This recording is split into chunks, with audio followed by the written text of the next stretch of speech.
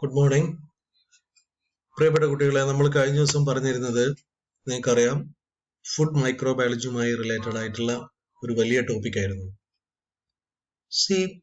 നമ്മൾ നിരന്തരം കഴിച്ചുകൊണ്ടിരിക്കുന്ന പല ഭക്ഷണ പദാർത്ഥങ്ങളും അറിഞ്ഞോ അറിയാതെയോ മൈക്രോ ഓർഗാനിസം ഇൻഹാബിറ്റ് ചെയ്യുന്ന സ്ഥലമായി മാറിയിട്ടുണ്ട്. അത് നമ്മൾ പോലും ഇപ്പൊ എത്ര നമ്മൾ എഡ്യൂക്കേറ്റഡ് ആയ നമ്മൾ പോലും കെയർ ചെയ്യാതെയാണ് പലപ്പോഴും ഭക്ഷണ പദാർത്ഥങ്ങൾ കഴിക്കുക. പക്ഷെ ഇത്ര മൈന്യൂട്ട് ആയിട്ടുള്ള ഓർഗാനിസം വലിയ രീതിയിൽ ഓരോ ഫുഡ് മെറ്റീരിയൽസിന്റെ മുകളിലും ജീവിക്കുന്നുണ്ട്. അതിൽ ഏറ്റവും കൂടുതൽ നമ്മൾ കെയർ ചെയ്യേണ്ട ഒരു ഫുഡ് മെറ്റീരിയലാണ് ഫിഷ്. അതുകൂടാതെ shell fish. Fish and shellfish are the most important place where microorganisms are continuously growing, and they will make knowingly or unknowingly we are consuming this type of microorganism inhabiting food. Out of these food material, the most precious one is called fish. Fresh fish have microbes. Even fresh fish പോലും microbes ഉണ്ട്. Enteric bacteria, worms and virus which survive even shipped in ice. നമ്മൾ പറയാറില്ലേ, കുറെ ദിവസം കഴിഞ്ഞിട്ടുള്ള ഫിഷിലാണ് problem അല്ലെ, മംഗലാപുരത്ത് ഫിഷിനാണ് പ്രശ്നം, ചെന്നൈ ഫിഷിനാണ് പ്രശ്നം എന്നൊക്കെ പറയാറുണ്ട്. പക്ഷെ we must know that the fish, even in the ice condition or even in the sea, we can see the diversity of microorganism like enteric bacteria, worms, virus, etc. Then shellfish, oysters and clams, that is Salmonella and Vibrio. Clams filter feeder can pick up red tides, toxins, sewage, etc. Shrimps, that is breeded, have high bacterial counts. അല്ലെ, പലപ്പോഴും braided ആയിരിക്കുന്ന fish ഉണ്ട്. ഇപ്പൊ നമുക്കറിയാം പലതരത്തിലും നമ്മുടെ മാർക്കറ്റിൽ available ആവുന്നത്. They are actually the braided fish. They are coming from different parts of the country or even different countries that we are consuming this type of fish material. See, lobster and crabs. Lobster and crabs, they are enteric pathogens. Crabs carry Clostridium, Cryptococcus and Candida. So we can say that while we are seeing all this fish material, we can see the diversity of microorganism even in the sea level, even in the ice condition and normal market.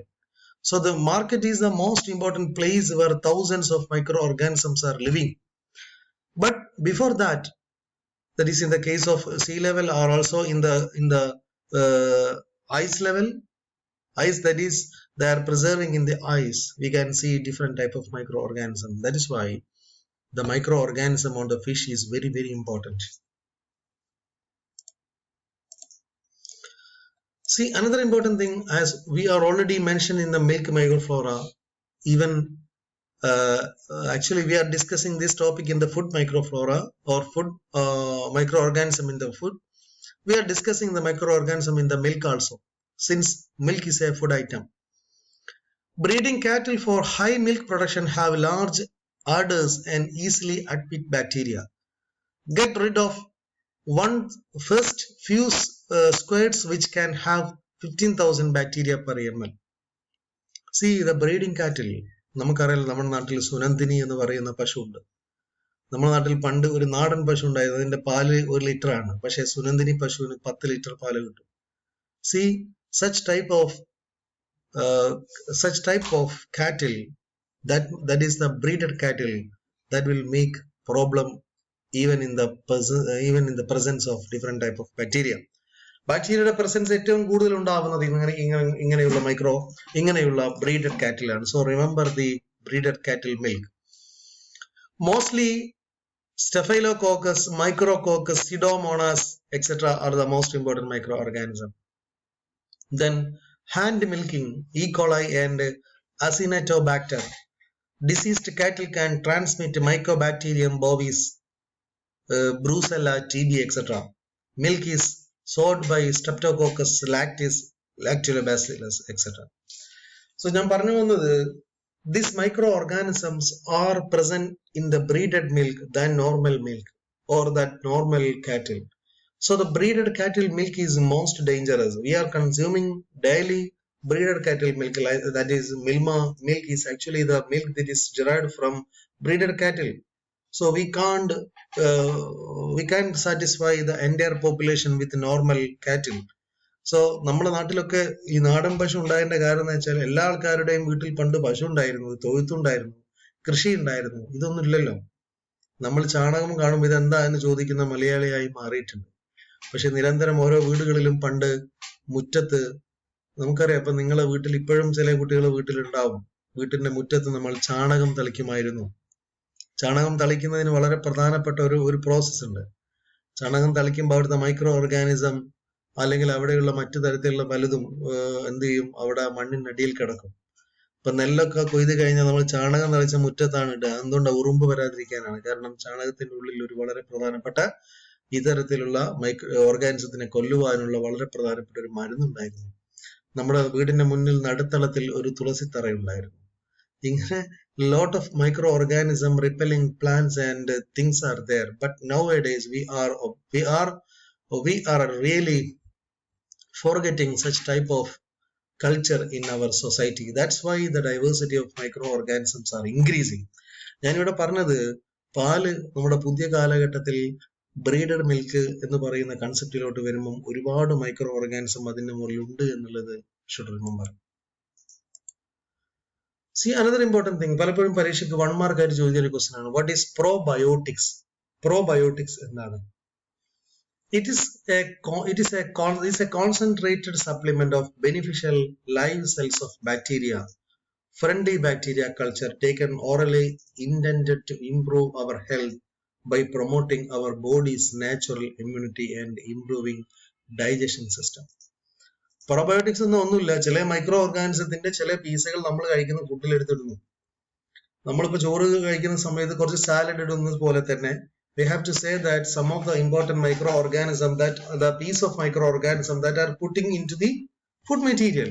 So in order to place that material in the food, we can get more and more immunity, that is natural immunity we can acquire.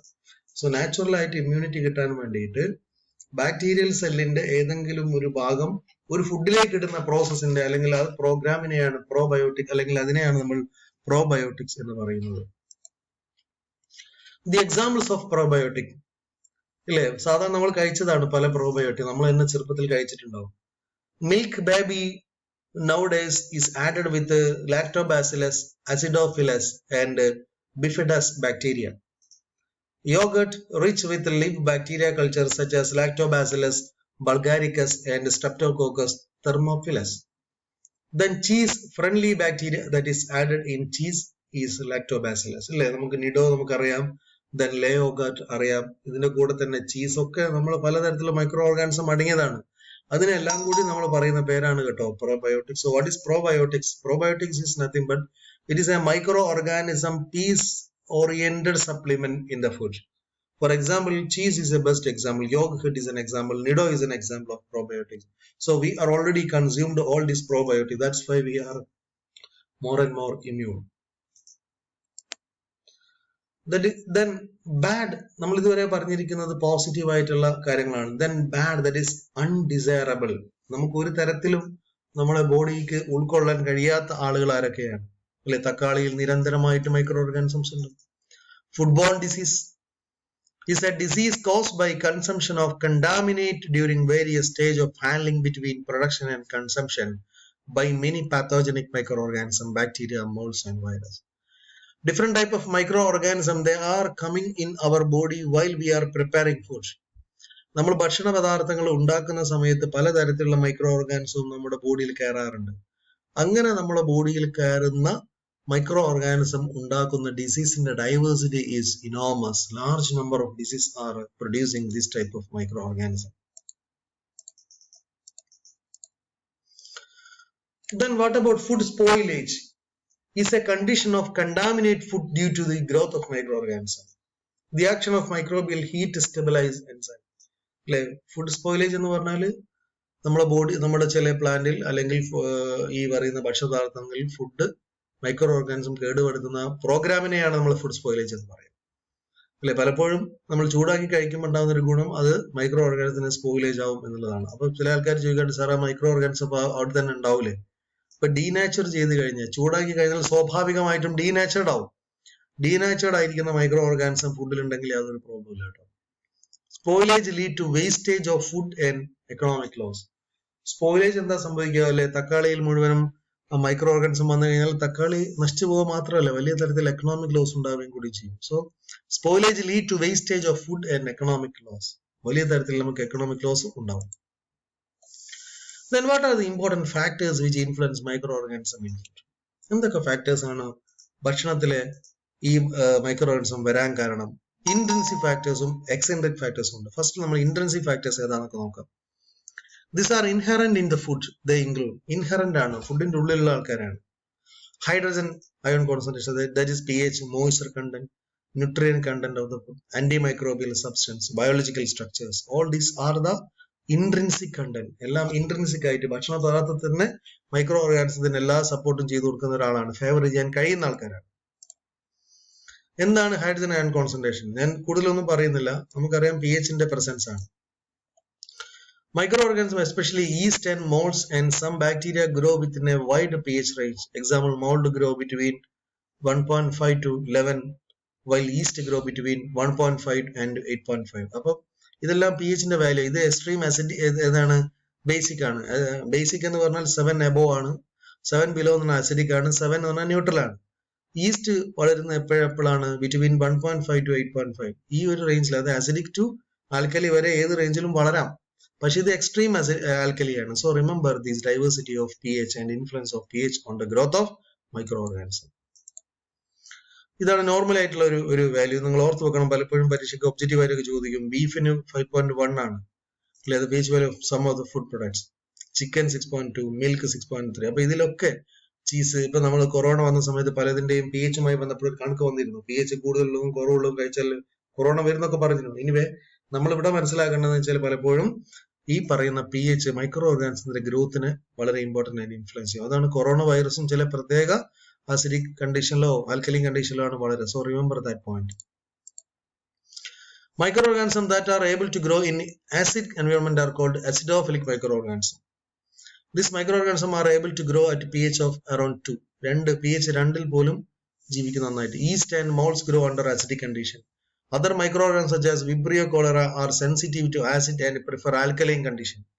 Most bacteria are killed in strong acid or strong alkaline environment except mycobacteria. So ഞാൻ പറഞ്ഞതെല്ലാം micro organism പല രീതിയിലും ആളുകളെ attack ചെയ്യും. അത് ഇതിന്റെ ഈ പറഞ്ഞ pH ന്റെ പ്രസൻസിലാണ് ഫുഡിനെ അറ്റാക്ക് ചെയ്യുക. ആ ഫുഡിനെ അറ്റാക്ക് ചെയ്യുന്ന വഴി മനുഷ്യനെയും ഇത് അറ്റാക്ക് ചെയ്യും. Moisture content, the effect of moisture content in terms of water acidity. അല്ലെ, മോയ്സ്ചർ വളരെ പ്രധാനപ്പെട്ട. നമുക്കറിയാലോ, കുറച്ച് വെള്ളം വന്നു കഴിഞ്ഞാൽ, ചെറിയ നനവ് വന്നു കഴിഞ്ഞാൽ മൈക്രോ ഓർഗാനിസംസ് ഉണ്ടാവും. So remember that. Nutrient content, അല്ലെ, അതൊന്നും നമ്മൾ പറയേണ്ട ആവശ്യമില്ല. ന്യൂട്രിയൻസിനനുസരിച്ച് മൈക്രോ ഓർഗാനിസംസ് വരും. അല്ലെ, പലതരത്തിലുള്ള ന്യൂട്രിയൻസും ഫുഡിലുണ്ട്. അതിനനുസരിച്ച് ഇഷ്ടമുള്ള പല മൈക്രോ ഓർഗാനിസം വന്നിട്ട് അതിനെ അറ്റാക്ക് ചെയ്യും. Antimicrobial substance. Antimicrobial എന്ന് വെച്ചാൽ എന്താണ്? മൈക്രോബിനെതിരായിട്ടുള്ള സബ്സ്റ്റൻസ് ആണ്, ആന്റിബയോട്ടിക് ആണ്. In food inhabit microbial growth. Various food have inherent antimicrobial substance that prevent. ചിലത് മൈക്രോബിയൽ അറ്റാക്കിനെ തടയും. ചിലത് such as inhibitors like lactin and anticoliform factors in milk and egg white lysozyme in. Such as inhibitors like lactin in and anticoliform. We can say that all these substances are inhibiting the growth of microorganisms. Biological structure വളരെ പ്രധാനപ്പെട്ടതാണ് അല്ലെ. ഇതിന്റെ ചില ഫുഡിന്റെ structure, അതേപോലെ തന്നെ മറ്റുള്ള പ്രോട്ടീന്റെ structure, yolk structure, milk structure ഒക്കെ വളരെ ഇമ്പോർട്ടന്റ് ആണ്. പ്രോട്ടീൻ സ്ട്രക്ചർ ആണ് ഉദ്ദേശിക്കുന്നത്. എക്സെൻട്രിക് ഫാക്ടേഴ്സ് എന്തൊക്കെയാണ്? എൻവയോൺമെന്റൽ ഫാക്ടേഴ്സ് ആണ്. Temperature, presence and concentration of gas in the environment, relative humidity of food storage environment. എല്ലാം ഡീറ്റെയിൽ ആയിട്ട് ഞാൻ പറയുന്നില്ല. അപ്പൊ രണ്ട് പ്രധാനപ്പെട്ട ഫാക്ടേഴ്സ് ആണ് ഇൻഫ്ലുവൻസ് ചെയ്യുന്ന. ഒന്ന് ഇൻട്രിൻസിക് ഫാക്ടേഴ്സും മറ്റൊന്ന് എക്സെൻട്രിക് ഫാക്ടേഴ്സും. ടെമ്പറേച്ചർ വളരെ പ്രധാനപ്പെട്ടതാണ്. സൈക്രോഫിലിക് എന്ന് പറയുന്ന ഒരു കാറ്റഗറി തന്നെ ഉണ്ട്. ബെസ്റ്റ് അറ്റ് അബൌട്ട് 20 ഡിഗ്രി സെൽഷ്യസിൽ വളരുന്ന മൈക്രോ ഓർഗാനിസംസ് ആണ്. ഇതൊക്കെ സൈക്രോഫൈൽസിൽ വരുന്നതാണ്. ചിലപ്പോൾ പരീക്ഷയ്ക്ക് ചോദിക്കാം എക്സാമ്പിൾ ആയിട്ട്. മീസോഫിലിക് ഉണ്ട്, തെർമോഫിലിക് ഉണ്ട്. ഇതെല്ലാം ഞാൻ ഡീറ്റെയിലേക്ക് പോകുന്നില്ല. ദെൻ ഗ്യാസിന്റെ ഇമ്പോർട്ടൻസ്, എയറോബ്സ്, മൈക്രോ എയറോഫൈൽസ്, അതൊന്നും ഞാൻ ഡീറ്റെയിലേക്ക് പോകുന്നില്ല, ജസ്റ്റ് ഒന്ന് പറഞ്ഞ് മാത്രം പോകാമെന്നുള്ളൂ. Relative humidity. അപ്പൊ ഇത്രയും കാര്യങ്ങൾ